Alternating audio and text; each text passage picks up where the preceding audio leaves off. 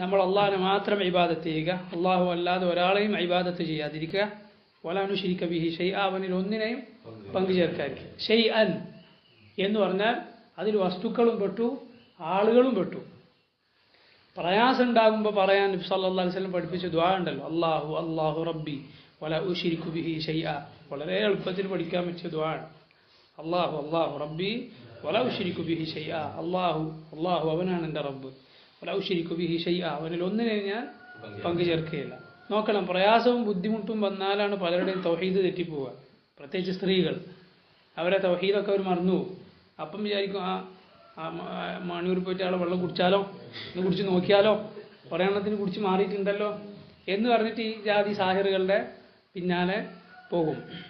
അപ്പോൾ അതേപോലെ കുറുക്കൊന്ന് കെട്ടി നോക്കിയാലോ എന്ന് പ്രയാസം വരുമ്പോൾ തോന്നിപ്പോകും. തൗഹീദ് പഠിച്ചവർക്ക് പോലും അത് സഹോദരങ്ങൾ, അതിൻ്റെ പാളിച്ച പലപ്പോഴും പുരുഷന്മാരുടെ അടുത്താണ്. തൗഹീദ് നമ്മളങ്ങനെ പണ്ട് കണ്ട ഒരു മുജാഹിദ് കുടുംബത്തിൽ ജനിച്ച പെണ്ണിനാണ് ഞാൻ കെട്ടിയത്, നോക്കല്ല എന്നെക്കാളും തൗഹീദ് അറിയാമെന്ന് വിചാരിച്ചിരിക്കണ്ട. തൗഹീദ് ആവർത്തിച്ച് പഠിച്ചുകൊണ്ടിരിക്കണം, പറഞ്ഞുകൊണ്ടിരിക്കണം. ഷിർക്കിനോടുള്ള വെറുപ്പും ഷിർക്ക് എത്രമാത്രം വൃത്തികെട്ടതാണെന്നും പറഞ്ഞുകൊണ്ടേയിരിക്കണം. നമ്മളെ കുടുംബക്കാരുടെ മുന്നിലും കുട്ടികളുടെ മുന്നിലുമെല്ലാം ഷിർക്കും അതിൻ്റെ മദാഹിറുകളും അതിൻ്റെ ചിഹ്നങ്ങളും കാണുമ്പോഴെല്ലാം നമ്മളതിനെ എതിർക്കണം. എവിടെയൊക്കെ നമ്മൾ കാണുന്നുണ്ടോ എത്ര വലിയ തെറ്റാണിത്. നമ്മൾ പോകുമ്പോൾ ഒരു ദർഗ കാണുന്നു, ഷിർക്ക് അവിടെ കാണുന്നു, നമ്മളതിലെ പോകുമ്പോൾ പറയണം.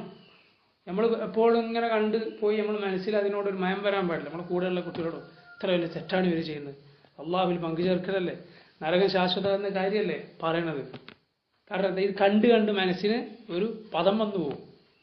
ഇത് ഏറ്റവും കടുത്ത തെറ്റാണിത്. അള്ളാഹു ഏറ്റവും വെറുക്കുന്ന കാര്യം അത് കണ്ട് ചിരിക്കാനുള്ളതല്ല, അള്ളാഹുവിനോട് രക്ഷ തേടണം. അങ്ങനെ തൗഹീദ് നമ്മൾ ഊട്ടി ഉറപ്പിക്കണം. അല്ലെങ്കിൽ തൗഹീദിന് പാളിച്ച പറ്റിപ്പോകും. ഹാറൂൻ അലൈഹി സ്വലാത്തു വസ്സലാം കൂടെ ഉണ്ടായിരിക്കെ അള്ളാഹു ഫിറഔനിൽ നിന്ന് കടൽ പടർത്തി രക്ഷപ്പെടുത്തിയ ഖൗമാണ് പശുക്കുട്ടിയെ ഇബാദത്ത് ചെയ്യാൻ തുടങ്ങിയത്. സുബ്ഹാനല്ലാഹ്. അള്ളാഹിൻ്റെ എത്ര വലിയ ആയത്തുകൾ കണ്ടിട്ടുണ്ടവർ. ഒരു നബി അവരെ കൂടെ ഉണ്ട്, എന്നിട്ട് അവരെ വിലക്കിയിരുന്നു ഹാറൂൻ അലൈഹി സ്വലാത്തു വസ്സലാം. ഹാറൂൻ നബി പറഞ്ഞത് എന്നെ കൊല്ലാൻ വന്നു ഈ ഖൗം. ഹാറൂൻ അലൈഹി സ്വലാത്തു വസ്സലാം പറയാതിരുന്നിട്ടില്ല. ഇപ്പം ചില ആളുകൾ അങ്ങനെ പറഞ്ഞുകൊണ്ടിരിക്കുന്നത് ഹാറൂൻ നബി ബനൂ ഇസ്രായേലിൽ ഒരു ഭിന്നിക്കണ്ടെന്ന് വിചാരിച്ചിട്ടൊന്നും പറഞ്ഞില്ല. നഊദു ബില്ലാഹ്, അത്ര വൃത്തികെട്ട വാക്കാണ് ഒരു നബിയുടെ പേരിൽ പറയുന്നത്. ഹാറൂൻ അലൈഹി സ്വലാത്തു വസ്സലാം മൂസാ നബിയോട് പറഞ്ഞാൽ തന്നെ കൊല്ലാൻ വന്നു. മുണ്ടാതിരിക്കുന്ന ഹാറൂൻ നബിയെ കൊല്ലാൻ വരുമോ? ഇല്ല. ഈ ഷിർക്കിനെ എതിർത്തത് കൊണ്ടാണ്.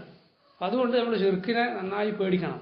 തൗഹീദ് ആവർത്തിച്ച് നമ്മുടെ കുട്ടികളോടും സ്ത്രീകളോടും അതിൻ്റെ അവസരത്തിലെല്ലാം പറഞ്ഞുകൊണ്ടിരിക്കണം.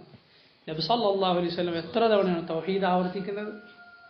വുദൂ ചെയ്ത് കഴിഞ്ഞാൽ ഓരോ ദുആയിലും തൗഹീദ് ആവർത്തിച്ചുകൊണ്ടിരിക്കും. ഓരോ പ്രസംഗത്തിനും ഷഹാദ ലാ ഇലാഹ ഇല്ലല്ലാഹു മുഹമ്മദുർ റസൂലുള്ളാഹ് എന്ന ഷഹാദത്ത് ആവർത്തിച്ചുകൊണ്ടിരിക്കും.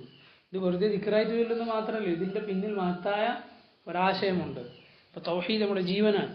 ഷിർക്കിനെ പേടിക്കുന്നത് പോലെ നമ്മൾ ഒന്നിനെയും പേടിക്കുന്നില്ല, ഷിർക്കിൽ നമ്മൾ വീണു പോകുന്നതിനെ പേടിക്കുന്നത് പോലെ. അപ്പോൾ നമ്മുടെ ഖൽബ് നമ്മൾ അതിൽ സൂക്ഷിക്കേണ്ടതാണ്. തൗഹീദ് നമ്മളെല്ലാ സമ്പത്തിനേക്കാളും എല്ലാത്തിനേക്കാളും എല്ലാ സുഖസൗകര്യങ്ങളെക്കാളും നമുക്ക് വലുത് നമ്മുടെ തൗഹീദാണ്, ദീനാണ്. അതിന് തെറ്റിപ്പോയാൽ കഴിഞ്ഞു.